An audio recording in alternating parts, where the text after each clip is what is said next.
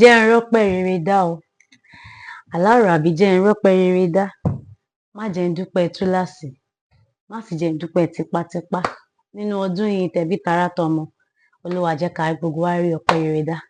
Ẹ káàárọ̀, ẹ káàsán, ẹ káalẹ́, gbogbo ibi tẹ́ ti láǹfààní tẹ́ ti gbọ́ mi tẹ́ sì rí mi. Orúkọ tèmi ò yípadà. Orúkọ mi ni Ọmọ́kẹ́hìndé Sọ̀dí tí gbogbo èèyàn mọ̀ sí Awẹ́ ní oríkì. Èmi náà ni Kentos Food àti Kentos Market Palace. Ọmọge onírú yín náà ni. Mo ní kí n wá fi àsìkò yìí kí n wá dúpẹ́ lọ́wọ́ gbogbo àwọn oníbàárà wa tẹ́ ti bá wa rajà ní ọdún tó kọjá.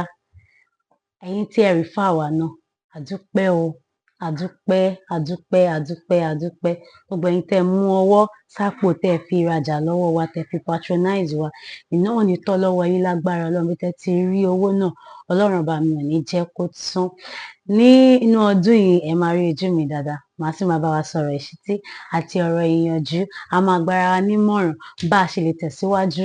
Gbogbo nǹkan tẹ́ bá ní fún wa láti tẹ̀síwájú nínú iṣẹ́ wa, ẹ jẹ́ kí a máa gbọ́.